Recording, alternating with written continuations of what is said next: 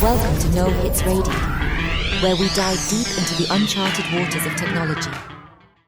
Good morning and welcome to the Morning Express show on No Hits Radio. I'm Cynthia Kemuma, and today I'm thrilled to welcome our guest, Caine Wanjau, CEO Digitax, and he's here today to help us unpack Kenya's latest tax regulation changes. Whether you run a small business or you're someone working in the finance or simply want to know how these new changes impact your budget, well, this conversation is for you. Stay tuned as we explore what's new, how it affects you, and how you can stay ahead of the curve right here in the Morning Express show. Now, when I was reading the bio for our guest, something interesting came up. He has been in Japan for a year studying, right? Yes. And I thought if someone stays away from home, they have to know the language there. Yes. Do you know any Japanese words? Can you greet us in Japan? Yes, I still remember some Japanese. So one says konnichiwa. You have to teach me. You have to tell me if you say that word, what should I respond with? You can respond konnichiwa. Konnichiwa. Konnichiwa. Konnichiwa. Yeah. What does that mean?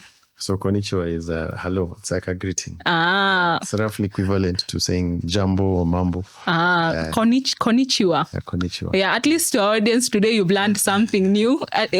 If you go out there, you can tell your Japanese friends what you've learned. How are you doing? I'm good. How are you? I'm doing also well. Welcome. Thank you so much for coming to our show today. Thank you for I'm very honored to have you here. Asante. Tell us a little bit about Caine Wanjau. Who's Caine? So Caine is the founder and CEO of Digitax, but I've had a 15-year career in technology, in various companies, organizations, but generally in the broad spectrum of IT. So Digitax is a software company that basically simplifies the whole tax compliance process. Co-founder Digitax. Yes. Why did you decide to come up with something like that?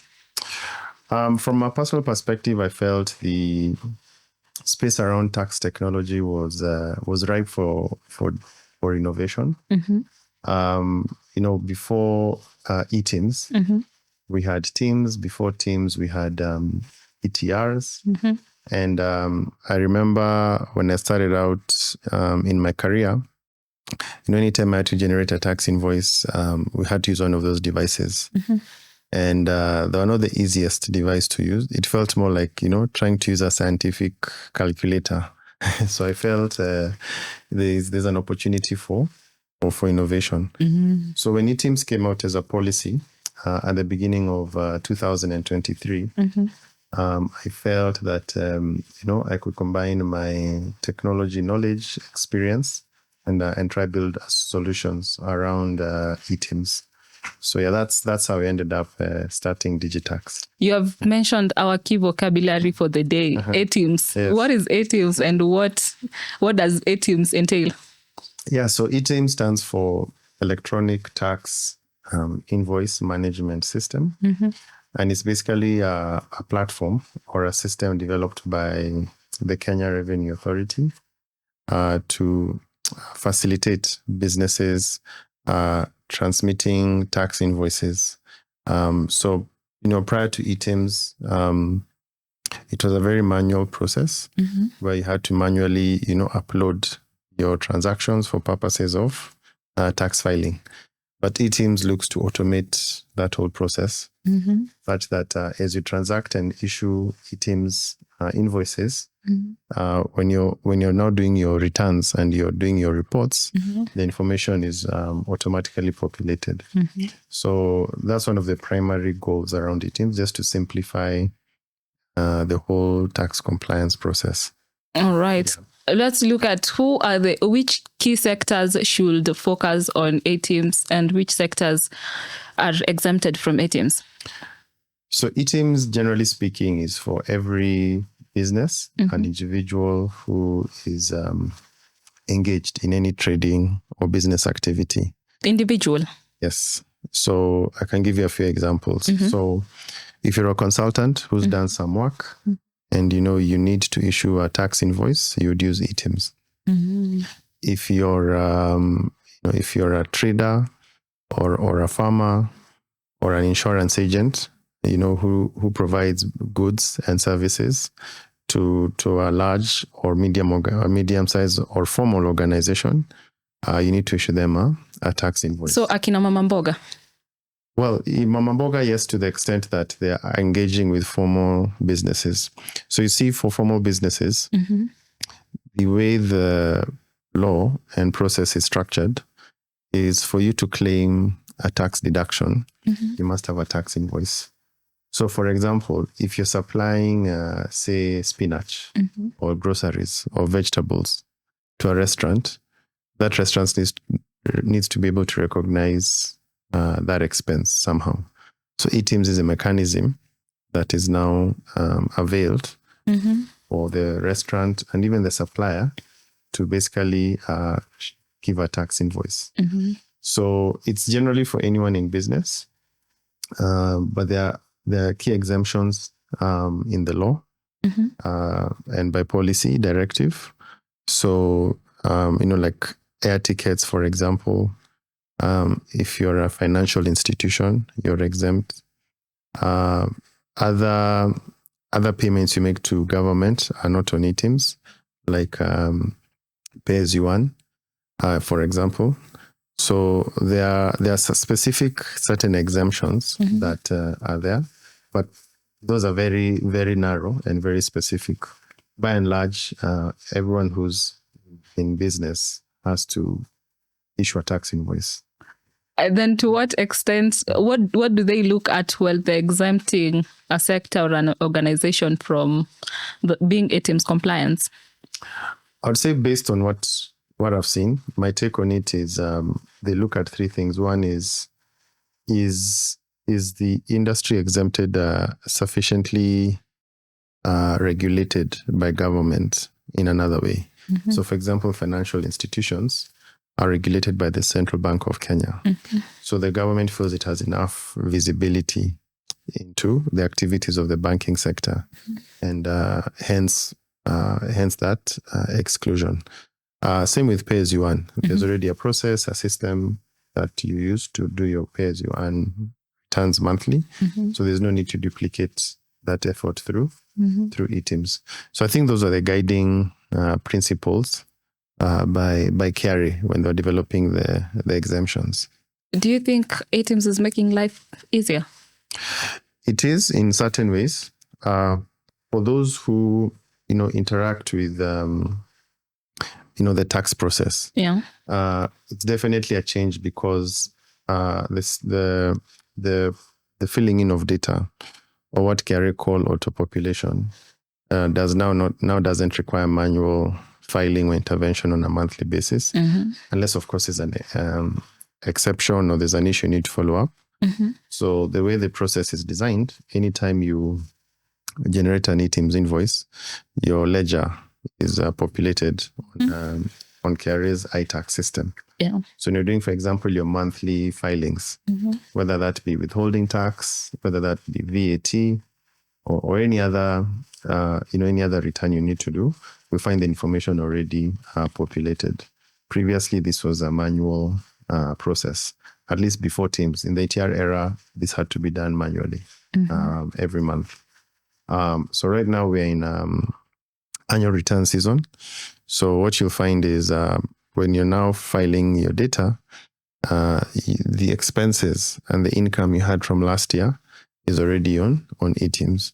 So, provided you use it well, you're diligent, and, you basically maximize the use of eTIMS, it will now help streamlining a lot of those operational processes that maybe took a lot of time.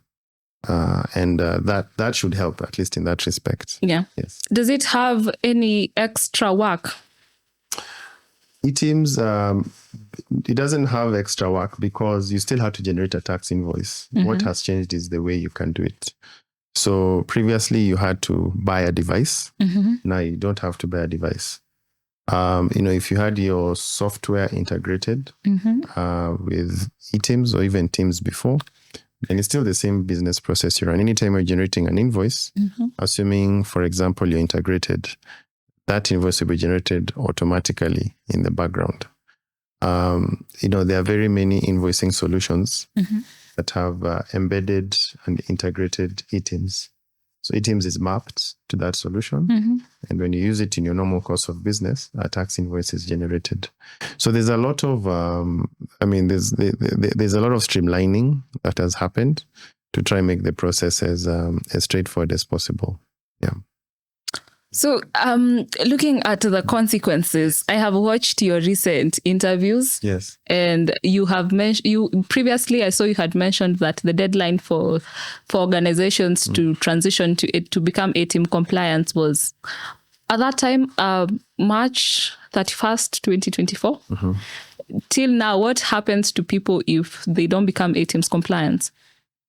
Okay, so it's important to go a bit back, even before March 2024, just to understand how things have been sequenced. Yes. So eTeams as a policy came out in January 2023. Yeah. And then in the Finance Act of 2023, eTeams was given legal legs or legal backing. And then now KRA gave a window of 6 months initially for people to now start using eTeams. So the official go live date was 1st January 2024. But of course, given, transitioning takes a bit of time, they gave businesses up to the end of March to comply. Now, we are roughly 1 year past that date. There are a lot of individuals and businesses that have complied. But of course, as I mentioned, given now it's a document required to claim any tax expense, people are now more and more aware that eTeams is a necessary business document. Yeah. And of course, they've made the appropriate steps. So whether it's requiring your suppliers to give you a tax invoice, and, just streamlining that process, there's more and more awareness. So March 31st was the, grace period or window that had been given. Yeah. And I would say quite a number of individuals and businesses are now on eTeams. It's become a crucial document in the payment process. And, there's some companies that have gone to the extent of saying eTeams is a prerequisite to getting paid. So you'll find, more and more people end up joining eTeams because they need to get paid. So that's been the transition we've seen. Actually, looking at that, yes, it takes me to the major concern that we get around integrating new softwares or deploying a new technology to an organization. And people before eTeams came, people were doing these tax filings manually. And now you've taken us to the electronic based systems, and security is a concern. Yeah, it's a good question. Now, maybe to first address the issue of adoption or change management. One of the options around, one of the options given on eTeams is around, allowing your system to basically integrate with eTeams. So that's one of the core principles around eTeams. There should be various ways to generate your tax invoice. So, for example, KRA have given several free solutions. So you can do it on your computer. You can go online. They have a mobile application. So the first thing is they've given very many options. In addition to that, they've also licensed third-party integrators, of which Digitax is one of them. Yeah. So third-party integrators essentially build their own solutions, but they also integrate existing solutions to eTeams. Yeah. And the core idea behind that is you should be able to use your existing software and solution to, continue with business as usual, but also comply with the eTeams requirements. So there are very many businesses that have just added eTeams as a back-end process or a layer in terms of their normal course of business or invoicing. So, it just really depends what you feel is best for you. But if your primary goal is to minimize change management, that's very possible because the integration seamlessly plugs in into your workflow. Yeah. Yeah. That's actually a good idea, and I really like it. Yeah. You've mentioned about third-party integrators, and how does one get to identify that this is a licensed integrator of the ATM's compliance? Okay, so the primary way is KRA maintains an official list of licensed eTeams integrators. It's available on their website, and it's updated regularly. So that's the first place you'll always check if you want to see who's licensed. And then now beyond that, of course, it's which solution works best for you. So, depending on your need, your budget, the level of complexity in the business, you'll then choose the appropriate integrator. So it's really a matter of how you've differentiated yourself as a licensed integrator. So it could be which solutions you have, which sector you're targeting, what your business model is. But, if you combine the number of integrators and then you also include the carry options, there's a lot of choice. In totality, you're looking at 40 different options. Wow. So, yeah, the good thing is the policy around integration has been made very, very with a very flexible mindset that, some people prefer the free option, some may need a specialized solution, some need seamless continuation of business operations. And so all these options are geared to ensuring that whatever your use case or whatever solution makes more sense for you, you're not stuck. And do we need a third party for us to be ATM's compliance? It's one of the options provided. And the reason that is the case is, for certain businesses or, certain individuals, they may need a specialized or custom solution. So imagine you have your own point of sale. It's been running for a while. You don't want to change it. You see, the best thing for you to do is then ask yourself, okay, which options are out there that enable me continue using the solution I'm using, but also be eTeams compliant. There are some who are like, no, I need the free option because maybe I don't do that many invoices. There are some who are like, no, I need a solution that works offline. Yeah. Or I need a solution that I can give my sales force to go and generate a tax invoice anytime they do a sale. So you see now, as you start thinking around all the various different options, it becomes clear that one solution is not sufficient. So yes, there's space and a need for third-party integrators amongst all the other options available. I look at it in this perspective. Anytime you want to use maybe a software or maybe a platform and they give you a free version, it's normally limited. You can't really access a lot of things around it. Is it the same case? For the free options, it gives what I would call the core functionalities. Yeah.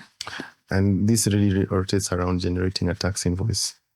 Now, beyond that, if you need anything additional or custom or specialized, you'd then look at the options in the market. So, for example, with Digitax, the way we've thought of our solution is it should work across various platforms. So we provide like a mobile app, we provide an online portal, we also provide an integration option. But all these are interconnected.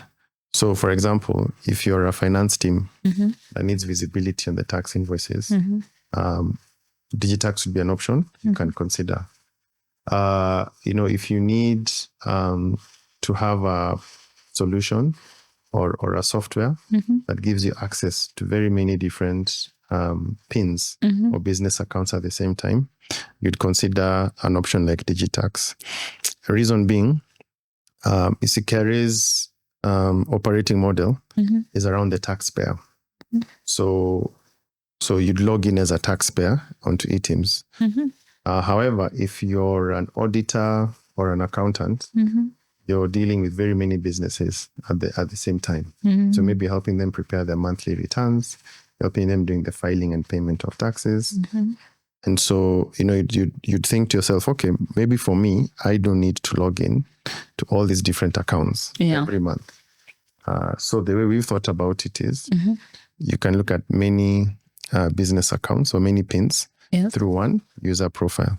So you see that makes more sense for an accountant, maybe more than it makes sense for a business person, and so on and so forth. When you think about like business processes and how businesses generate invoices and file taxes, you can probably map out hundreds of them. And so I believe, you'll find the solution that makes most sense for you. Yeah. It's actually good information that you're giving us out here. I want us to talk about the challenges that we have in ATIM's adoption, and looking at the small medium enterprise and the large enterprise. What are the main challenges they face when they're trying to be ATIM's compliant? So for small businesses, especially, eTeams is probably the first system they've had to use on a regular basis for purposes of tax compliance. For the large businesses, they've always had to do it. Just as previously, we had ETRs, and then we had Teams before we came to eTeams. So they're familiar with the requirements. So the first thing is just about awareness and, tax education and why eTeams and how it impacts them. So that's usually the first thing to kind of assess and validate. Then once that has happened, is then now how do you incorporate it into your business process? Yes. Then the third thing is, what is the ease of use? How do I do this as quickly as possible?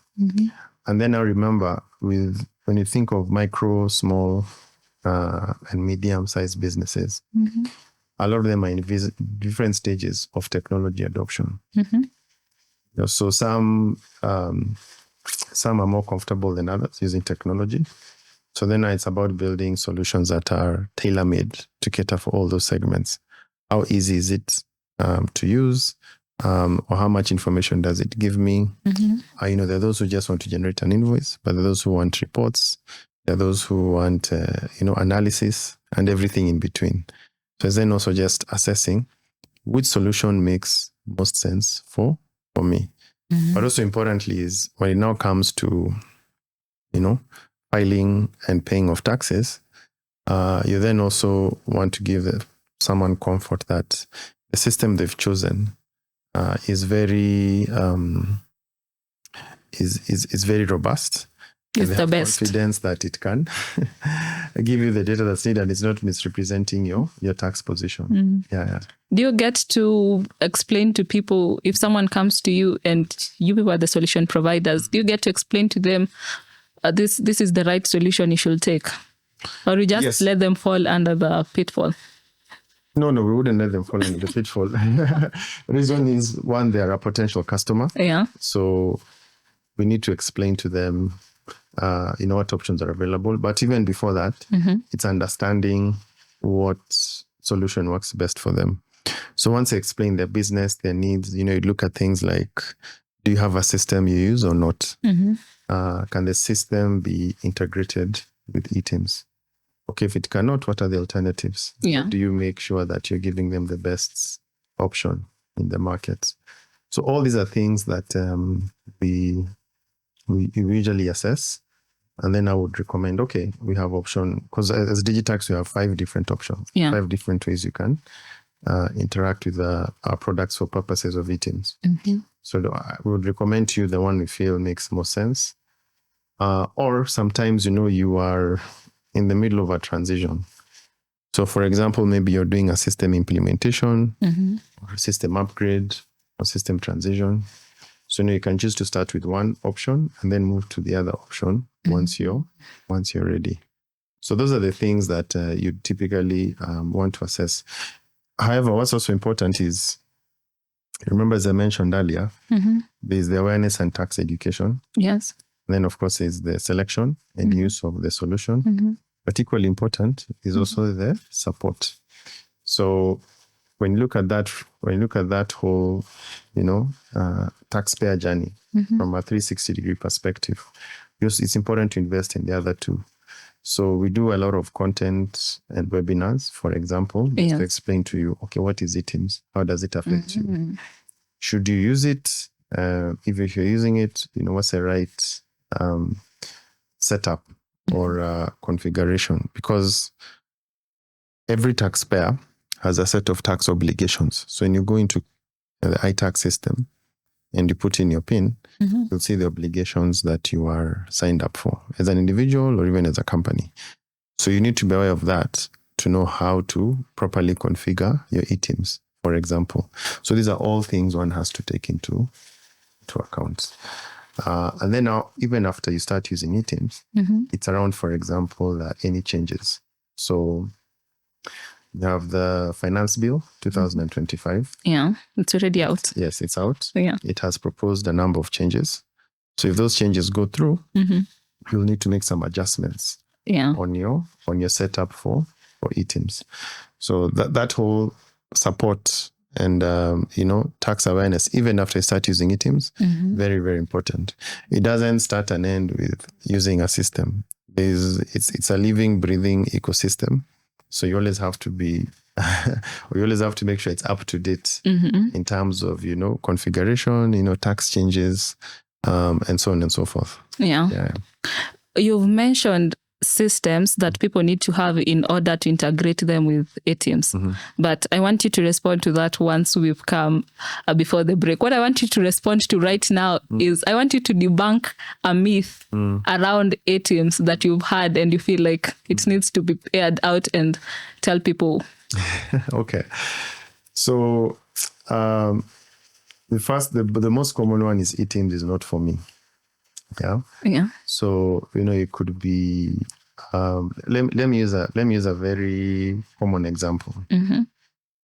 So you're a rider. So you have your own boda. You have your own bike, and you do deliveries to a business. Yeah.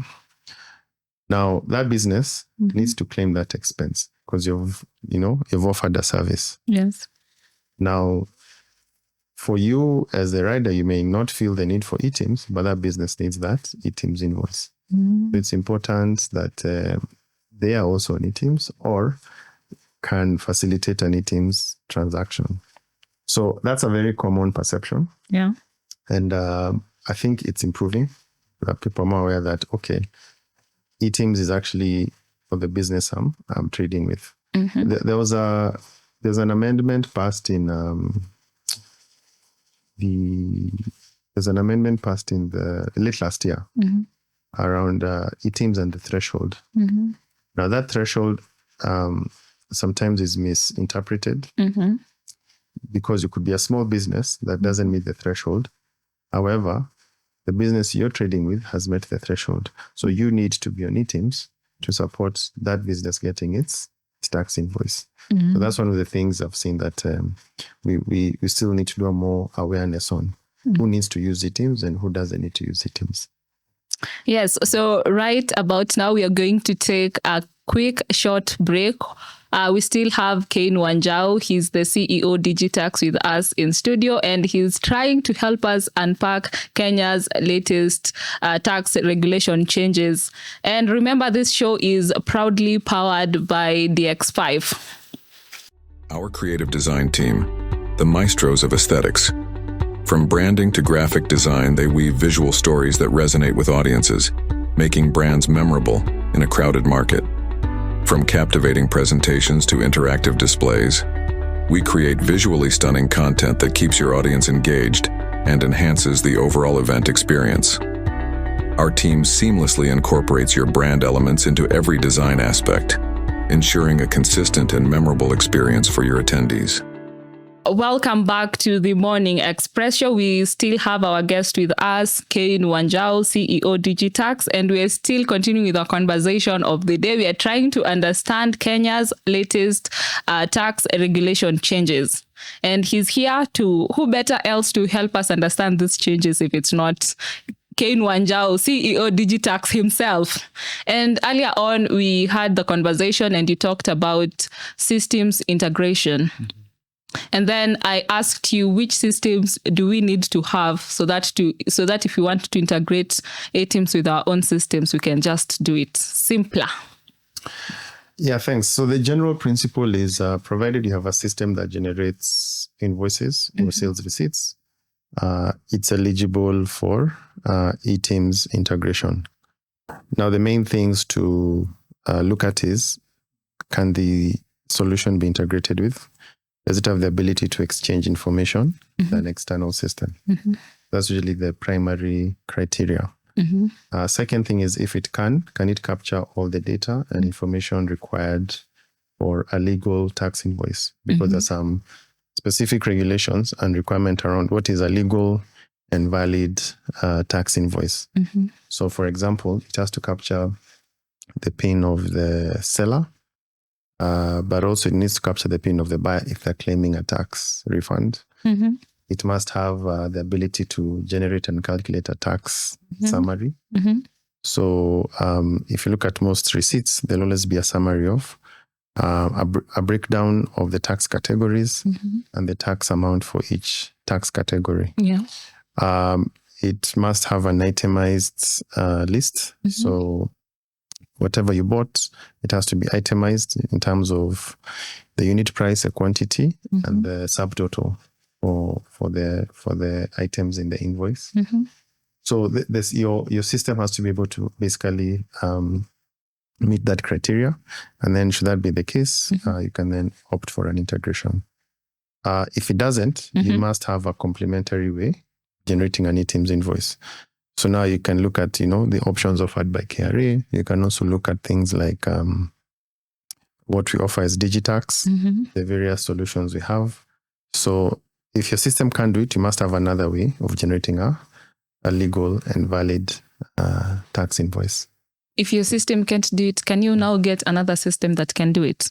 Yes, you're more than willing to change. Of course, you have to take into consideration the time, effort, change management around that. So it's really up to you whether you want to make that investment. Of course, if you're a business that processes a lot of volume in terms of invoices, then yes, you'd be a candidate for maybe upgrading or changing your system. However, if you do very few invoices, you may assess the trade-off and feel you're happy to have a complementary system to do eTeams and continue using what you use. So if you have like a complementary system, that means you have another system. So you have two more systems. Yes. So a common scenario today is you have your point of sale system. You can't integrate, but it has a lot of your historical records. It has your historical sales. Maybe it has your CRM for your customers. And it has a lot of other things that are very helpful to the business. But you still need to generate a tax invoice. So, you can choose to have another complementary system that does just a tax invoice. So that's why now you see someone, printing the invoice from their primary system and then going into a device or going online, generating a tax invoice and then attaching the two together. So it really depends what you feel works best for you. Now I want us to look at the cost that someone might incur when they're trying to become eTeams compliant. What are the typical initial costs? So if, of course, it's okay, I run an open license regime, meaning if you meet the requirements, they license you for eTeams. And of course, each licensed entity has their own pricing and business strategy. Wait, you have to meet a requirement for it to be eTeams compliant? To be an eTeams integrator. To be an, yes, to be an eTeams integrator. I was shocked there. No, to be an eTeams integrator, you have to go through a licensing and certification process. Yes. But once you're licensed and your product is in the market, then it's really now your business model. Of course, everyone is targeting their own segment, so they have their own strategy. For us as Digitax, we look at it in three ways. We will help you integrate if you have an existing system. We'll work together with your solution provider or your software vendor to make your system eTeams compliant. That's number one. Number two, we'll then charge you an annual support fee, or we'll charge you for value-added services. So, for example, you have historical invoices that you wish to upload onto eTeams. We'll offer you a bulk upload service. You have other transactions that you need assistance with. So we'll definitely look at what your situation is. But also, if it's a very straightforward thing where you just want to use our platform or our dashboard for your day-to-day invoicing, we'll charge you a fixed fee, for example, of 15,000 shillings a year. It can go much lower if, for example, you're using our mobile platform or you're doing a few invoices. So it really depends. We've segmented pricing for different market segments, just depending on, ease of use, but also the level of support and assistance that you would need. But looking at it generally, is it expensive? It's not it's a very interesting question. Everyone has a very different take on what's expensive and what's cheap. The best way to answer that is you have free options and you have options offered by integrators. And so it's really the cost benefit analysis that you feel works best for you. So a large company would not want to do this on a complementary system. They're happy to invest in an integration because it streamlines the processes. And the trade-off is worth that investment. So for them, that is more affordable or cheap in quotes because it doesn't have a lot of change management. If you're a small business, you may want something that, works for your staff members, but you also have visibility. You look for the right solution for that. You could be a solo trader and you're like, I'm happy with the free option offered by KRA because I only do a few invoices a month. So I wouldn't say cheap, expensive, or even use the word affordable. It's what's relevant based on your use case. The good thing is there are very many options. You just need to choose the one that makes most sense for you. Yeah. All right. I love the work that KRA is actually doing. The transition that has been happening from teams right now to 8 teams, and I'm so sure they'll come up with something even better to make people's lives easier. And emerging technologies is something that I think, if not all, most of the organizations are adopting to it. Are people in the tax sector also adopting to emerging technologies? Case example, let's use artificial intelligence. Yes, very much so. Now, with the explosion of data and information you have to process on a daily basis, it's important you're at the forefront of technology. AI is very, very disruptive. There's no beating about the bush on that one. And, it's how you harness its potential to give you an advantage in the marketplace, including for us integrators. So, if you want to offer you tailor-made solutions or, want to just understand you better as a customer, AI is there to help and assist. I was actually reading an article this morning. It was talking about AI, but it was looking at AI in the context of the broader transitions that have happened in the banking industry. So if you go back all the way to 70, 80 years ago, there's been these transformational technologies. The first supercomputer, then it went to mainframe computers. Then went to computers that supported client-server architecture. And then now there was cloud offerings that allowed you now to rent infrastructure. And, now it's gotten to a point where it's very, very cheap, to onboard and maintain a client. And hence why we have fintechs. So AI is the next step. It'll be very, very disruptive. Yes. And the article I was reading was actually talking about it in the context of it will help you, have more meaningful and detailed engagements on a personal level with your clients. So it's able to harness all this data, give you tailored insights. And so those who take advantage of it stand to gain. I think the same will happen in the space we're in terms of the tax technology ecosystem. It's around which tax authority harnesses AI. It's about which company in the tax ecosystem harnesses AI. It's also about how taxpayers themselves harness AI. We always talk about, tax efficiency. Tax efficiency is an art more than a science. You talk about tax obligations. How do you make sure you're paying the right amount of tax? AI can help with that. But you see, now you have to understand its its relevance to your industry, understand its relevance to your processes, understand what to ask it for, understand what not to ask it for, and then now use that to basically give you a more simplified and straightforward tax experience. Because, tax is one of the reality is tax is one of those things people don't like talking about too much. Or even if there's a lengthy conversation, it's usually in the context of there's a problem. But I think AI has the potential to upend and transform that. Where if you feed it the right information, it's doing for you the right analysis. Yeah, you can even get to the point. Just to give you an example, anytime there's a tax audit being done, it's always a question of, okay, explain this, take me through this. How did you arrive at this amount? Can you justify why you put this as the amount in your tax ledger?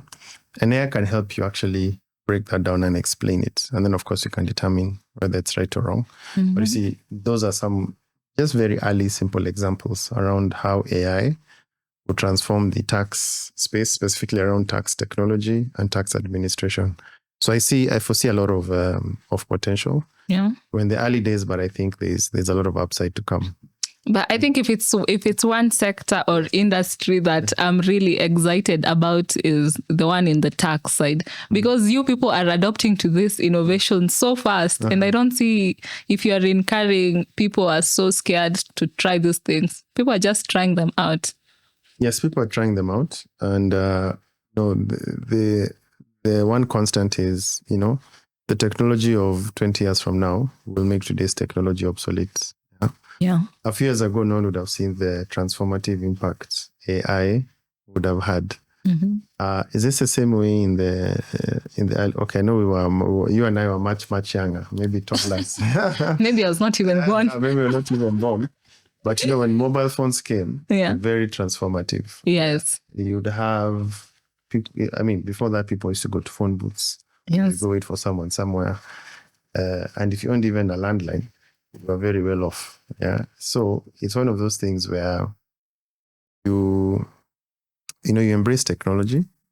Otherwise, you risk being left behind. So it's really how well you harness AI, and emerging technologies in general. How you use it to the best of your advantage. Especially the explosion of data and information and context to help make very tailored, detailed, accurate decisions. Yeah. So I wouldn't say moving too fast. If anything, you don't want to move too slow to be left behind. Yes. Yes. And we are coming to the final question for the day. Yes. What is Digitax a long-term vision beyond ATIM's compliance? So for us as Digitax, we want to be your tax and business partner through technology over long term. So right now we're helping you, simplify your whole tax compliance journey. But then, we've already started doing value-added services. At least, of course, right now initially around tax, but there's a lot more we can do down the road. So, for example, we can help you verify whether a tax invoice is genuine. Yeah. People being people, they have found ways around, giving fake tax invoices. So we help verify. With the help of AI, actually. Yes, with the help of AI. There you go. There's the first use case. So we've actually come up with a way to verify whether an invoice is valid or not. We're also looking at, for example, ways of streamlining the whole process for buyers and suppliers. Caine has been talking a lot about something called reverse invoicing, where the buyer can basically issue the invoice on behalf of the supplier, especially in scenarios where maybe they're dealing with a lot of suppliers, or maybe your suppliers are not tech savvy, or it's just easy administratively to generate the invoice on their behalf. So that's an area we're also actively looking at to help taxpayers streamline the process. And so in terms of our plan and what we have down the road, the great thing about technology is you don't know where it will lead you. So yes, we'll continue to think through what innovations and solutions make sense for the market, and roll those out as fast as we can. So yes, stay tuned. A lot more coming in the near future from Digitax. So right now, I want you to give us your last words, and you tell us if someone wants to, if someone wants to interact with Digitax, where can we find you guys? Yeah, thank you. So firstly, thank you to you and the team for hosting us. Much appreciated. In terms of how you can reach us, we are on digitax.tech. That is our website and main platform. A lot of our details are there. We are accessible through the website itself. You can actually go and chat with our team through the website. But you also have a presence on the main social media platforms. So you'll find us on LinkedIn. You'll find us on Facebook. You'll find us on X. And our marketing team has also found a way to make tax relevant on TikTok. So you'll also find us on TikTok if you search for Digitax or Digitax Kenya. Yes, and we're here to help. So, if you have any tax needs, or you need e-teams, or you need a more tailored solution, we're always happy to talk to you and see what makes sense for you. Well, thank you so much, Caine, for making time to join us today. It has been an insightful conversation. If time allowed us, I think we'd have gone in depth in this conversation. Yeah. But other than that, thank you so much for being here. Thank you so much to our audience for staying with us till the end of this session. Remember, our show is proudly powered by DX5. Have yourselves a fantastic day ahead. Tune in to No Hits Radio, where we're not just following trends, we're setting them.